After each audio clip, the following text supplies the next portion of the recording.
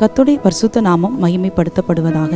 நமது மூத்த ஊழியரும் alpha Peniel bracing ஊழியங்களின் ஸ்தாபகருமான போதகர் ஜேம்ஸ் பாண்டிராஜ் அவர்களின் வாழ்க்கை வரலாறு.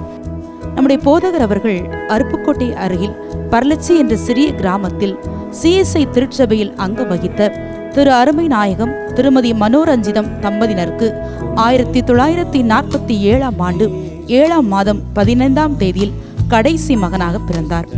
நமது போதகர் ஜேம்ஸ் பாண்டிராஜ் அவர்கள் பர்லச்சி என்ற சிறிய கிராமத்தில் பள்ளி படிப்பை முடித்து அருப்புக்கோட்டையில் 1962ஆம் ஆண்டு மேல் படிப்பை முடித்தார்கள். அதன் பின்பு ஆண்டவராகிய இயேசு கிறிஸ்துவை தன் சொந்த இரட்சகராக ஏற்றுக்கொண்டு தூத்துக்குடி பட்டணத்தில் குடியேறினார்கள். சிறிது காலம் வேலை இல்லாமல் இருந்த பொழுது தூத்துக்குடி துறைமுகத்தில் தொழிலாளியாக வேலை பார்த்தார்கள். அந்த கடினமான வேலையின் மத்தியிலும் சுவிசேஷம் அறிவிப்பதிலும் ஆத்தும ஆதாயம் செய்வதிலும் மிக தீவிரமாக காணப்பட்டார்கள். அந்த நாட்களில் மறைந்த பரிசுத்தவானாகிய அப்போஸ்தலர் ஆண்ட்ரூஸ் ஐயா அவர்களின் ஆவிக்குரிய போதனையினாலும் அன்பினாலும் ஆவிக்குரிய வழியிலும் ஊழியத்தின் பாதையிலும் நடத்தப்பட்டார்கள். 1970ஆம் ஆண்டு 7ஆம் மாதம் 31ஆம் தேதியில் தூத்துக்குடி அரசு பாலிடெக்னிக் கல்லூரியில் நூலக பணியாளராக பணியமர்ந்தார்கள். 1972ஆம் ஆண்டு 12ஆம் மாதம் 29ஆம் தேதியில் காலம் சென்ற பரிசுத்தவானும் போதகருமான நவமணி ஐயா அவர்களின் முயற்சியினால் தூத்துக்குடி சுப்பையா முதலியார்புரத்தை சேர்ந்த திரு சாமுவேல் திருமதி தேனம்மாள் அவர்களின் மூத்த புதல்வியாகிய பிரேமலீலா அவர்களை திருமணம் செய்தார்கள். தேவனுடைய கிருபையினாலும் இரக்கத்தினாலும் நமது போதகர் ஜேம்ஸ் பாண்டிராஜ் அவர்களுக்கும் பிரேமலீலா அவர்களுக்கும் ஆண்டவர் 2 மகன்களையும் ஒரு மகளையும் தந்து கர்த்தர் ஆசீர்வதித்தார்.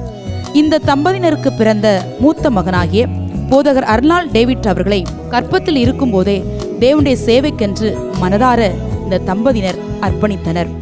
கல்லூரியில் பணி செய்கிற நாட்களில் அநேக மாணவர்களை தேவனண்டை நடத்துவதிலும் தேவனுடைய அன்பை அறிவிப்பதிலும் ஆத்தும ஆதாயம் செய்வதிலும் அதிக வைராக்கியம் கொண்டவராக காணப்பட்டார்கள். அதன் மூலமாக ஏராளமான மாணவர்கள் ஆண்டவருடைய அன்பை அறிந்து கொள்ளவும் தேவனுடைய இரட்சிப்பண்டை வழிநடத்தவும் கர்த்தர் போதகரை ஒரு வல்லமையுள்ள கருவியாக எடுத்து பயன்படுத்தினார். இன்றைக்கும் தூத்துக்குடி பாலிடெக்னிக் கல்லூரியில் படித்த அநேக மாணவர்கள் முழுநேர ஊழியர்களாக ஆங்காங்கே தேவனுடைய நாமத்தை மகிமைப்படுத்தி கொண்டிருக்கிறார்கள். நமது அருகில் உள்ள 3வது மைல் ஏஜி சபையும் கூட அன்பு போதகர் அவர்களின் பிரயாசத்தினாலும் முயற்சினாலும் உருவாக்கப்பட்டது.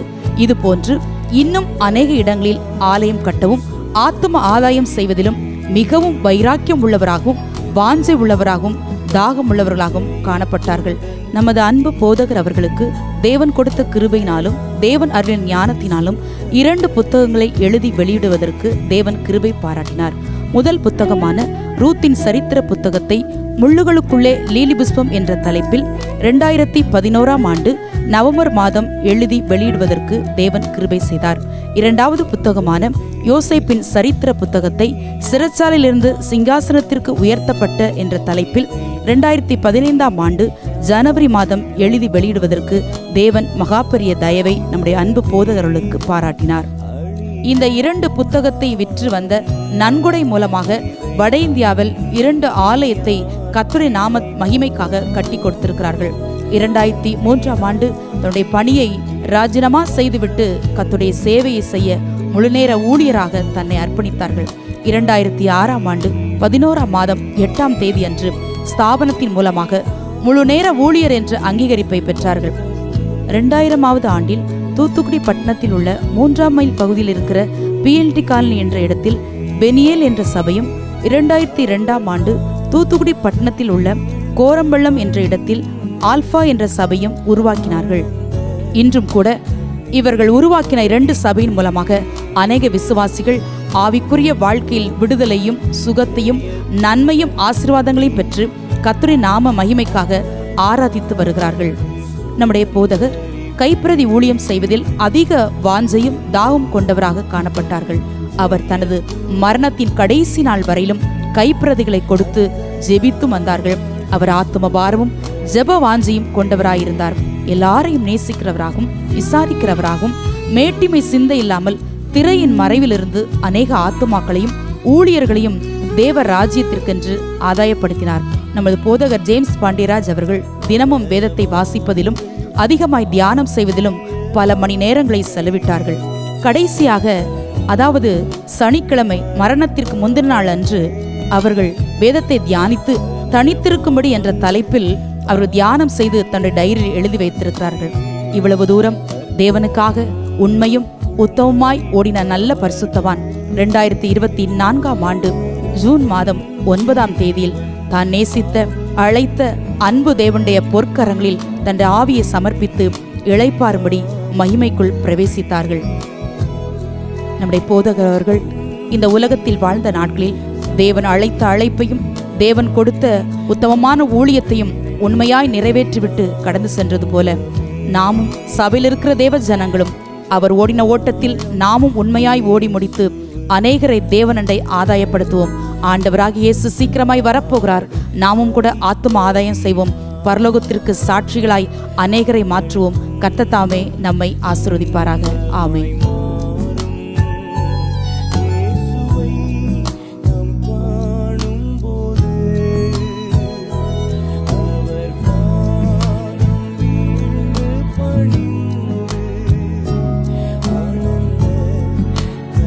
நான் பாட்டுக்கு வேலை செஞ்சேன்.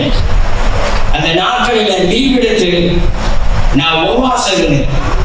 21 நாள் 15 நாள் 10 நாள் இப்படி உபவாசம் இருந்ததுனால இன்னைக்கு என் பிள்ளைங்க எனக்கு ஆசீர்வாதமா இருக்கான்.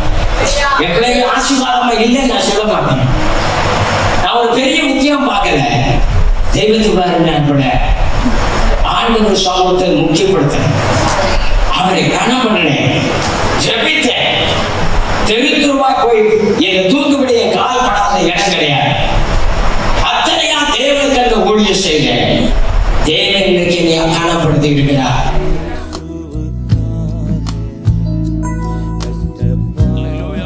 யாரோ ஒருவர் மூலமாக நமக்கு சுவிசேஷத்தை கர்த்தர் கொடுத்து அனுப்பினார். யாரோ ஒருவர் ஜெபம் பண்ணினார்கள். அல்லேலூயா, அல்லேலூயா. எனக்கு சுவிசேஷம் சொன்ன ஒரு வாத்தியார் எனக்கு உண்டு.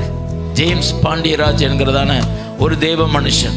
நான் படித்த கல்லூரியிலே அவர் லைப்ரரியன். அவர் எல்லா லைப்ரரி புக்குக்குள்ளாக ஒரு ட்ராக்ஸையும் எடுத்து உள்ள வைப்பார்.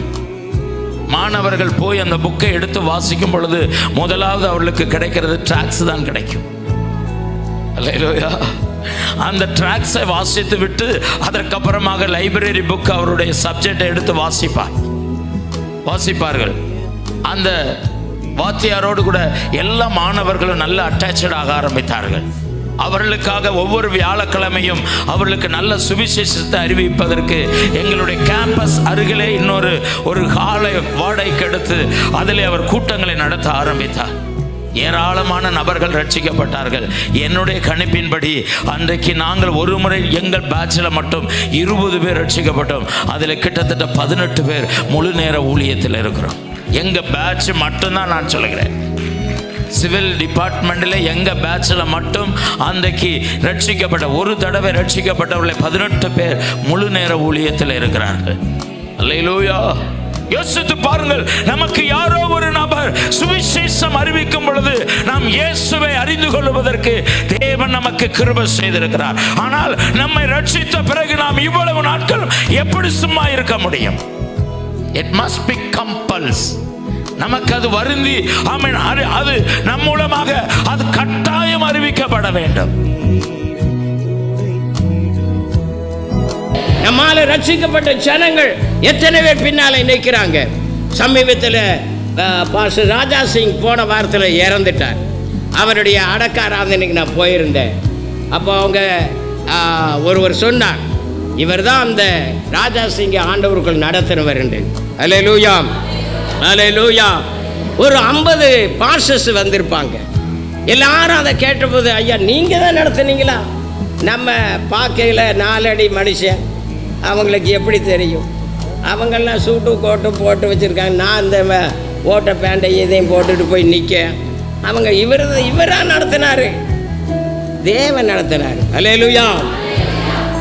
அவர் சிங்கப்பூர், மலேசியா எங்கெங்க போய் தேவனுடைய ஊழியத்தை செய்தார். இன்றைக்கு அவரால் ரட்சிக்கப்பட்ட ஜனங்கள் 1000 கணக்கில் இருக்கிறாங்க. தெய்வ பிள்ளைகளே, அப்போ நீங்களும் நானும் எதில் சந்தோஷப்படணும்? நம்முடைய ஐஸ்வர்யத்தில் அல்ல, நம்முடைய படிப்பில் அல்ல. நாம் எத்தனை ஆத்துமாக்களை ஆதாயம் பண்ணி இருக்கிறோம். கருத்துக்குள்ள அருமையாப்புல முதலாவது நான் முதல் ஆதாயம் பண்ணின ஒரு ஊழியக்காரன் அவர் கேன்சர் வியாதினால் இறந்து போனார். அவர் ஒரு கம்யூனிஸ்ட், அவர் ஒரு தீவிரவாதி, ஒரு கம்யூனிஸ்ட், தெய்வம் இல்லை என்று சொல்லுகிறவர். அவரை ஆண்டவருக்குள்ளாக வழிநடத்தி அவர் இயேசுவை ஏற்றுக்கொண்டார். அவர் என்னை பார்த்து சொன்னது, ஜேம்ஸ், நான் உங்களை கொல்ல விரும்பினேன், ஏனென்றால் என் நண்பரை நீங்கள் கிறிஸ்தவராய் மாற்றிவிட்டீர்கள். என் தங்கச்சி குழந்தை இல்லாதபடி அவள் ஒவ்வொரு வட்டமும் அவளை கர்ப்பமாவார். ஒரு பிசாசு அந்த அவளுக்குள்ளாக இருந்து அந்த கர்ப்பத்தை கழித்து விடுகிறது. உன் இயேசு என் தங்கச்சிக்கு ஒரு கர்ப்பத்தை தருவார் என்று கேட்டபோது நிச்சயமாக அவரை கூட்டிக் கொள்வோம், நாம் ஜெபிப்போம் என்று சொன்னேன். கர்த்தருக்கு மீது ஜெபித்து அவளுக்கு ஒரு குழந்தை கொடுத்து அவர் சொந்த வாக்கின்படி அவர் ஒரு கிறிஸ்தவரானார். அவர் பாஸ்டர் ஆண்டர்சன் ஞானஸ்நானம் கொடுத்தார். அவர் அநேக ஆதாயப்படுத்தினார். அவர் மகன் இன்னைக்கு 2 சபை வச்சிருக்கிறார். அவரிடத்திலிருந்து அநேக ஊழியக்காரர் எழுதியிருக்கிறார். தெய்வ பிள்ளைகளை நான் ஒரு மனுஷனை வழிநடத்தினேன். இன்றைக்கு ஆயிரக்கணக்கானவர்களை அவர் மூலமாக இந்த உயர்த்திருக்கிறார். நீங்கள் அப்படிப்பட்ட சாட்சி கேட்க விரும்புகிறீர்களா? இன்றைக்கு ஒப்புக் கொடுப்பீர்களா? ஆண்டவர்களை அப்படி மாற்றுங்கள்.